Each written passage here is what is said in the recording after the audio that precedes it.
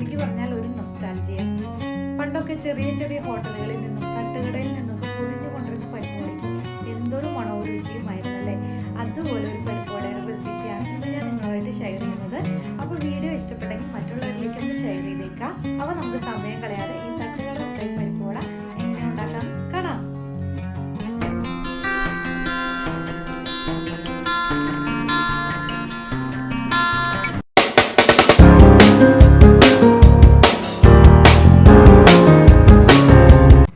അപ്പോൾ നമുക്ക് പരിപ്പുവട ഉണ്ടാക്കാനായിട്ടുള്ള main ingredient എന്ന് പറയുന്നത് പരിപ്പാണ്. പലതരത്തിലുള്ള പരിപ്പുകളും നമ്മൾ ഈ പരിപ്പുവട ഉണ്ടാക്കാൻ വേണ്ടിയിട്ട് യൂസ് ചെയ്യാറുണ്ട്. മെയിനായിട്ട് നമ്മൾ യൂസ് ചെയ്യുന്നത് ചനാദാലും പീസ് ദാലും ആണ്. പീസ് ദാൽ എന്ന് പറയുന്നത് നമ്മുടെ ഗ്രീൻ പീസ് പരിപ്പ്. പീസ് ദാലും ചനാദാലാണ് കൂടുതൽ ടേസ്റ്റ് തരുന്നത്. ഇത് രണ്ടും ഇല്ലെങ്കിൽ നിങ്ങൾക്ക് തൂവരപ്പരിപ്പ് യൂസ് ചെയ്യാം. നമ്മൾ കറിക്കൊക്കെ യൂസ് ചെയ്യുന്ന സാധാരണ പരിപ്പില്ലേ അത്. അപ്പം ഞാൻ 1 കപ്പ് കടലപ്പരിപ്പാണ് ഇവിടെ എടുത്തിരിക്കുന്നത്. 2-3 മണിക്കൂർ നമ്മൾ കുതിർത്തി നല്ലതുപോലെ ഡ്രെയിൻ ചെയ്ത് വെള്ളമെല്ലാം തുടച്ച് എടുത്തിട്ടുണ്ട് കേട്ടോ. അപ്പോൾ വെള്ളം ഒരു തരി പോലും ഉണ്ടാവാൻ പാടില്ല, അതുപോലെ തുടച്ചെടുത്തേക്കണം. ഇനി നമുക്ക് ഇതിൽ നിന്ന് 2 ടേബിൾ സ്പൂൺ പരിപ്പ് നമ്മളൊന്ന് മാറ്റി വെക്കണം. നമ്മൾ അവസാനം ഈ പരിപ്പ് അതിൽ ആഡ് ചെയ്യും. അപ്പോൾ നമ്മുടെ പരിപ്പ് വടയ്ക്ക് ഒരു ക്രഞ്ചി ഫീലിംഗ് കിട്ടാൻ വേണ്ടിയിട്ടാണ്. നമ്മൾ ഹോട്ടലിൽ നിന്നൊക്കെ വാങ്ങിക്കുമ്പോൾ നിങ്ങൾ കണ്ടിട്ടുണ്ടാവും അങ്ങിങ്ങുമായിട്ട് ഓരോ പരിപ്പ് മുഴുവനായിട്ട് കിടക്കുന്നത് കാണാം. അതിന് വേണ്ടിയിട്ടാണ് ഇത് മാറ്റി വയ്ക്കുന്നത്. ഇനി ബാക്കിയുള്ള പരിപ്പ് നമുക്ക് 2 ബാച്ചസ് ആയിട്ടൊന്ന് അരച്ചെടുക്കണം. ഫൈൻ പേസ്റ്റായിട്ട് അരയ്ക്കാൻ പാടില്ല. അപ്പോൾ ഞാനതൊന്ന് അരച്ചെടുത്തതിന് ശേഷം നിങ്ങൾക്ക് കാണിച്ചു തരാം കേട്ടോ. ഇനി നമുക്കിതിലേക്ക് വേണ്ട ബാക്കി ഇൻഗ്രീഡിയൻസ് എന്ന് പറയുന്നത് ഞാനിവിടെ ഒരു 15 ചുമന്നുള്ളി എടുത്തിട്ടുണ്ട്. ചുമന്നുള്ളി ഇല്ലെങ്കിൽ മാത്രം നിങ്ങൾക്ക് സവോള എടുക്കാം കേട്ടോ. 1 സവോള എടുത്താൽ മതിയാവും. ചുമന്നുള്ളിയാണ് ടേസ്റ്റ്. ഇനി ഞാനിതിലേക്ക് ഒരു 4 വറ്റൽമുളകും 3 പച്ചമുളകും എടുത്തിട്ടുണ്ട്. 3 പച്ചമുളകിനും 3 വറ്റൽമുളകാണ് ശരിക്കും എടുക്കുക. ഇപ്പോൾ എൻ്റെ വറ്റൽമുളക് ചെറുതായതുകൊണ്ട് ഞാൻ 4 എടുത്തിട്ടുണ്ട്. പിന്നെ എരിവൊക്കെ ഞാൻ എപ്പോഴും പറയുന്നത് പോലെ നിങ്ങളുടെ ഇഷ്ടത്തിനനുസരിച്ച് ആഡ് ചെയ്യുക. പിന്നെ ഒരു ചെറിയ പീസ് ഇഞ്ചിയും കുറച്ച് കറിവേപ്പിലയും കുറച്ച് മല്ലിയിലയും ചെറുതാക്കി അരിഞ്ഞെടുത്തിട്ടുണ്ട്. ഇനി ഇത് നമുക്ക് ഒന്ന് ക്രഷ് ചെയ്ത് എടുക്കണം. ഞാൻ എൻ്റെ ചോപ്പറിലിട്ടിട്ട് ഒന്ന് ചതച്ചെടുക്കുകയാണ്. നിങ്ങൾ ഇടികല്ലിലോ അല്ലെങ്കിൽ മിക്സിയുടെ ജാറിലോ ഇട്ടിട്ട് ഒന്ന് ചതച്ചെടുത്താൽ മതി. ഇപ്പോൾ ഞാൻ ചതച്ചെടുത്തിട്ടുണ്ട്. നിങ്ങൾ മിക്സിയിൽ അടിച്ചെടുക്കുകയാണെങ്കിൽ പൾസ് ബട്ടൺ അമർത്തിയിട്ട് ഇതുപോലെ ഒന്ന് ചെയ്തെടുത്താൽ മതി, അല്ലാതെ ശരിക്കും അരച്ചെടുക്കരുത് കേട്ടോ. ഇനി ഞാൻ നമ്മുടെ പരിപ്പ് നല്ലതുപോലെ ഗ്രൈൻഡ് ചെയ്ത് കൊണ്ടുവന്നിട്ടുണ്ട്. നിങ്ങൾക്ക് കാണാൻ പറ്റുന്നുണ്ടാവും അതിൻ്റെ ഒരു പരിവം. ഒട്ടും വെള്ളം ചേർക്കാതെ വേണം അരച്ചെടുക്കാനായിട്ട്. വെള്ളം ചേർത്ത് കഴിഞ്ഞാൽ നമ്മുടെ പരിപ്പ് കൂടെ പൊട്ടിപ്പോവും. ഇതുപോലെയാണ് അരച്ചെടുക്കേണ്ടത് കേട്ടോ. കണ്ടോ? ഇനി നിങ്ങൾ ഇത് കയ്യിലൊന്ന് പിടിച്ചു നോക്കി കഴിഞ്ഞാൽ നമുക്ക് ഇതിൻ്റെ പരിവും റെഡി ആയിട്ടുണ്ടോ എന്ന് അറിയാൻ പറ്റും. അപ്പോൾ ഇതുപോലെ ഒന്ന് പിടിച്ച് ഷേപ്പ് ചെയ്ത് നോക്കുക. ഷേപ്പ് ചെയ്ത് കറക്റ്റായിട്ട് കിട്ടുന്നുണ്ടെങ്കിൽ നമ്മുടെ പരിവം കറക്റ്റാണ്. കറക്റ്റായിട്ട് വരുന്നില്ല എന്നുണ്ടെങ്കിൽ നമ്മൾ ഒരു പ്രാവശ്യം കൂടെ ഒന്ന് അരച്ചെടുത്താൽ മതി. തീരെ വെള്ളം ചേർക്കാതെ വേണം അരച്ചെടുക്കാൻ കേട്ടോ. ഇനി നമ്മൾ മാറ്റി വെച്ച പരിപ്പ് ഇതിലേക്ക് ആഡ് ചെയ്ത് കൊടുക്കാം.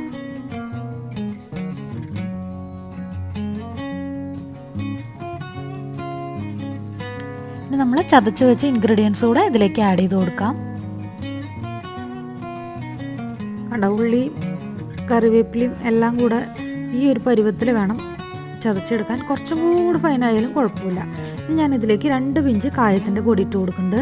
ഇത് നമ്മുടെ പരിപ്പ് വടയ്ക്ക് ഒരു നല്ല ഫ്ലേവർ തരും. 2 പിഞ്ചിട്ടാൽ മതി, കൂടുതലിട്ട കയ്പ്പ് ഫീൽ ചെയ്യും. ഇനി ആവശ്യത്തിന് ഉപ്പ് ചേർത്ത് കൊടുക്കാം. ഉപ്പിൻ്റെ അളവൊന്നും ഞാൻ പറയുന്നില്ല, നിങ്ങളുടെ ഇഷ്ടത്തിനനുസരിച്ച് ഉപ്പ് ആഡ് ചെയ്യാം കേട്ടോ. ഇനി നമുക്ക് നല്ലതുപോലെ കൈ വെച്ച് തന്നെ മിക്സ് ചെയ്യണം.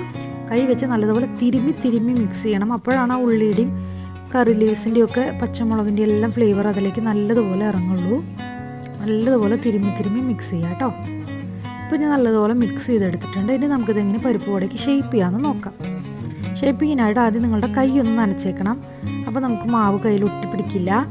ഇനി ഇതുപോലെ ബോളാക്കിയതിന് ശേഷം 2 കൈയിലും വെച്ചൊന്ന് പ്രസ് ചെയ്യുക. പ്രസ് ചെയ്യുമ്പോൾ നമുക്ക് അതിൻ്റെ നടുഭാഗം കട്ടിയായിട്ടും അരികു ഭാഗം തിന്നായിട്ടും കിട്ടും. ഇതുപോലെ വേണം പരിപ്പ് വടയ്ക്ക് നമ്മൾ ഷേപ്പ് ചെയ്യാനായിട്ട്. അല്ലാതെ കട്ട്ലറ്റ് പോലെ എല്ലാ ഭാഗവും ഒരുപോലെ കട്ടിയായിട്ട് എടുക്കരുത്. കണ്ടോ? നടുഭാഗം തിക്കും അരികു ഭാഗം തിന്നുമായിട്ട് വേണം എടുക്കാനായിട്ട്. ഇതുപോലെ ഞാൻ എല്ലാം ചെയ്യുന്നുണ്ട് കേട്ടോ. ഇപ്പം ഞാൻ എല്ലാം ചെയ്തെടുത്തിട്ടുണ്ട്. എനിക്കിവിടെ ഒരു 14 പരിപ്പ് വട കിട്ടിയിട്ടുണ്ട്. നല്ല കുഞ്ഞു പരിപ്പ് വടയാണ്. നമുക്ക് കുഞ്ഞു ഹോട്ടലിൽ നിന്നൊക്കെ കിട്ടുന്ന പോലെ. വലുതാണെങ്കിൽ ഒരു 8 പരിപ്പ് വട വരെ കിട്ടും കേട്ടോ. നമുക്കിനി ഇതൊന്ന് ഫ്രൈ ചെയ്തെടുക്കാം. അതിനായിട്ട് ഞാനൊരു പാൻ വെച്ചിട്ട് അതിൽ ഓയിൽ വെച്ച് നല്ലതുപോലെ ചൂടാക്കുന്നുണ്ട്. ഓയിൽ ചൂടായെന്നറിയാൻ ഒരു ചെറിയ പീസ് മാവ് ഇട്ട് കൊടുത്ത് നോക്കുക. അതപ്പോൾ തന്നെ പൊങ്ങി വന്നെങ്കിൽ നമ്മുടെ ഓയിൽ റെഡി ആയിട്ടുണ്ട്. അപ്പോൾ ഈ സമയത്ത് നമുക്ക് പരിപ്പ് വട ഇട്ട് കൊടുക്കാം.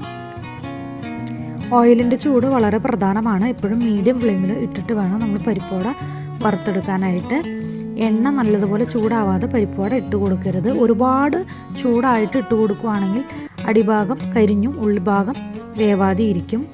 തീരെ ചൂടില്ലാതെ ഇട്ട് കൊടുക്കുകയാണെങ്കിൽ പരിപ്പുവട എണ്ണ കുടിക്കും, പിന്നെ പരിപ്പുവട പൊട്ടിപ്പോകാനുള്ള സാധ്യതയുണ്ട്. അപ്പോൾ ഒരുവിധം ഗോൾഡൻ ബ്രൗൺ വരയ്ക്ക് ഫ്രൈ ചെയ്തിട്ട് നമ്മൾ എടുത്ത് മാറ്റാം. പിന്നെ അത് പുറത്തിരുന്നിട്ട് ഒരു ഡാർക്ക് കളറായിട്ട് വരും. അപ്പോൾ എപ്പോഴും നിങ്ങൾ പരിപ്പുവട വേവിക്കുമ്പോൾ ചൂട് പ്രധാനമാണ്. മീഡിയം ഫ്ലെയിമിലിട്ടിട്ട് വേണം പരിപ്പുവട വേവിച്ചെടുക്കാൻ. ഇപ്പോൾ എൻ്റെ പരിപ്പുവട നല്ല ക്രിസ്പി ആയി വന്നിട്ടുണ്ട്. ഞാനിതൊരു പാത്രത്തിലേക്ക് മാറ്റുന്നുണ്ട്. ഞാൻ 2 ബാച്ചസ് ആയിട്ടാണ് കേട്ടോ പരിപ്പുവട ചെയ്തെടുക്കുന്നത്. അപ്പോൾ ആദ്യത്തെ ബാച്ചും രണ്ടാമത്തെ ബാച്ചും ഞാനിവിടെ റെഡിയാക്കി എടുത്തിട്ടുണ്ട്. അപ്പോൾ നമ്മുടെ പരിപ്പുവട ഇവിടെ റെഡിയാണ്. അപ്പോൾ നമുക്കൊരു നൊസ്റ്റാൾജിയ ഫീൽ ചെയ്യാൻ വേണ്ടിയിട്ട് ഞാൻ നമ്മുടെ തട്ടുകടയിൽ നിന്നൊക്കെ കിട്ടുന്ന പോലെ ന്യൂസ് പേപ്പറിൽ പൊതിഞ്ഞിട്ടാണ് നിങ്ങൾക്ക് കാണിക്കുന്നത്. അപ്പോൾ നല്ലൊരു ഹോട്ടലിൽ നിന്നും തട്ടുകടയിൽ നിന്നൊക്കെ കിട്ടുന്ന അതേ രുചി തന്നെയാണ് ഈ പരിപ്പുവടയ്ക്ക്. നിങ്ങളെല്ലാവരും ഇത് ട്രൈ ചെയ്ത് നോക്കണം. എല്ലാവർക്കും എന്തായാലും ഇഷ്ടപ്പെടും. അപ്പോൾ ഈ പരിപ്പുവട റെസിപ്പി എല്ലാവരും ട്രൈ ചെയ്തിട്ട് നിങ്ങളുടെ ഫീഡ്ബാക്ക്സ് എന്നെ അറിയിക്കാം. നല്ല ചൂട് പരിപ്പുവടയും നല്ല അടിച്ച് പതപ്പിച്ച ചായയും കൂടെ ഒരു മഴയുണ്ടെങ്കിൽ സ്വർഗ്ഗമാണല്ലേ. എല്ലാവരും ട്രൈ ചെയ്ത് നോക്കാം. അപ്പോൾ എല്ലാവരും ഹാപ്പി ആയിട്ടിരിക്കുക. Be happy, keep smiling. അപ്പോൾ രുചിക്കൂട്ടിൻ്റെ ഒരു പുതിയ രുചിയുമായിട്ട് നമുക്ക് വീണ്ടും കാണാം. നന്ദി, നമസ്കാരം. Thank you.